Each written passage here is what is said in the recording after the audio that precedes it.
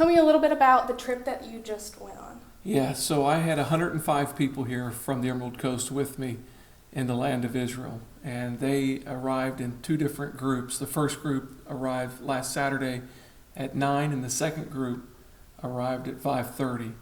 They came just to tour the land. It's just a journey of Jesus type tour, a Footsteps of Jesus tour. And the vast majority of them had no idea when they landed what had even transpired that morning. So tell me, did you see anything? Yes, so when we woke up that morning in Herzliya, Patuach, which is located just north of Tel Aviv, it was all over the news of what was happening. Of course, we heard the sirens and stuff. We couldn't leave our people at the airport because all the American carriers were dropping them off, but there was no flights out. So I had to pick them up, and I got the first group back to the hotel. Everything was fine. The second group that we picked up, of course, they were able to see the rockets from the interstate, the Iron Dome system in full swing. Several times we pulled the bus over to park under an underpass just for safety and precautionary purposes.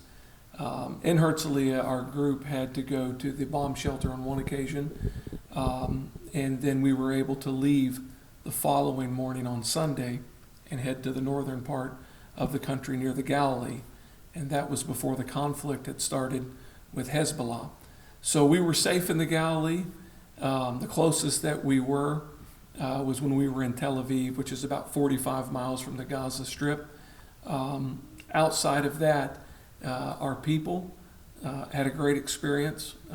Obviously, as you can imagine, it was stressful on me as their leader and as their pastor, knowing that their families back here are seeing what's happening on the news, and you can imagine the weight that was on our shoulders to get everybody out of country. Yeah, so was that your first thought process when you saw the violence? Was like, we gotta go? Well, my first thought process was when we saw the violence was, I've got to get the people to a safe place.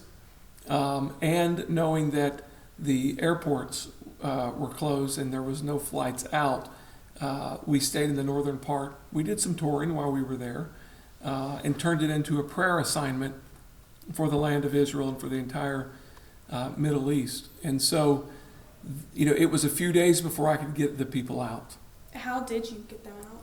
Well, having lived in Israel and moving here to the Emerald Coast from Israel and planning a church in Herzliya, I was able to establish several connections within the embassy.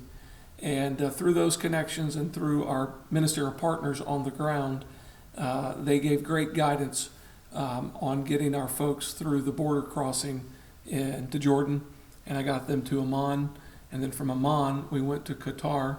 And then from Qatar, I had two flights, one that went to JFK and the other to D.C.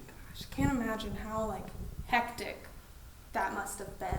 It was very hectic. For 2 days, I was on the phone all day long, working the logistics on that for our people. It was very stressful because you can't post on social media the different avenues of how you're trying to get 105 people out of a war zone and into a safe zone.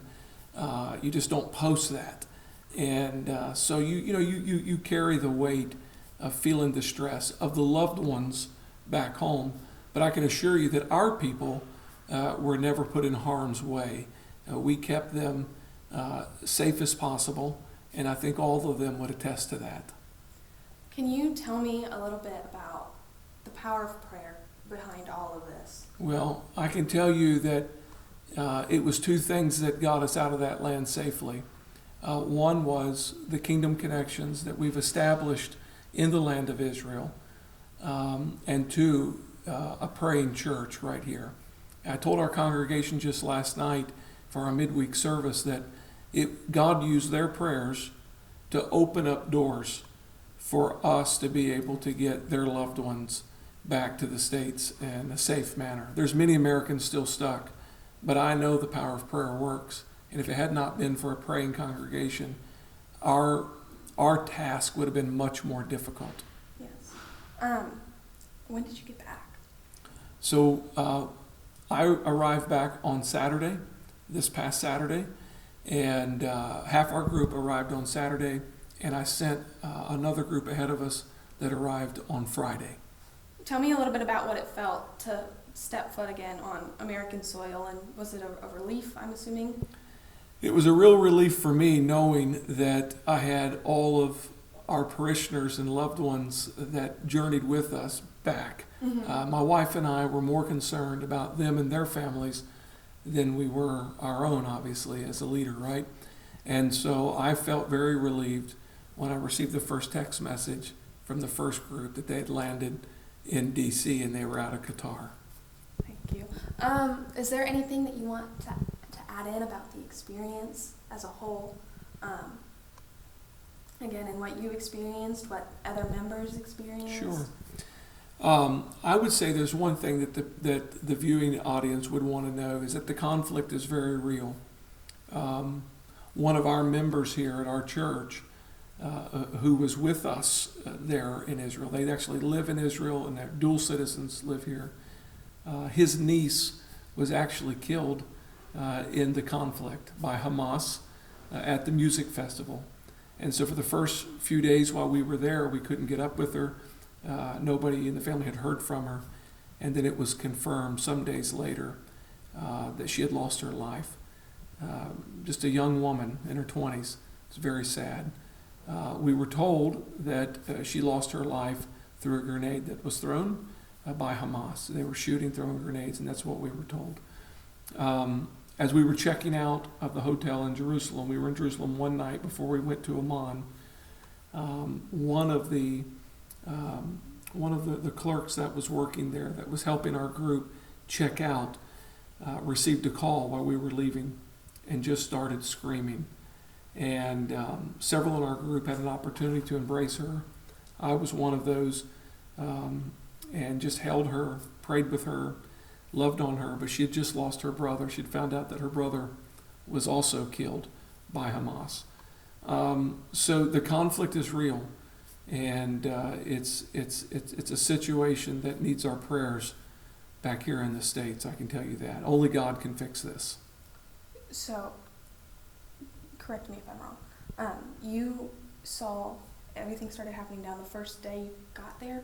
Yeah, so I arrived on Friday. Mm-hmm. And my group arrived in two sets on Saturday morning, 9 a.m. and then 5 p.m. in the afternoon. And we heard the sirens in the morning, but we saw the rockets in the evening. Mm-hmm. And several times as I was transporting our group from Ben Gurion Airport in Tel Aviv to Herzliya at our hotel, we pulled under the overpasses because you could actually see the rockets that were flying from Gaza into Israel. Now, the Iron Dome intercepted all of them, and we're thankful for that. But yes, you could actually see the conflict. What is the Iron Dome? It is a defense system that the IDF uses to shoot the rockets out of the air.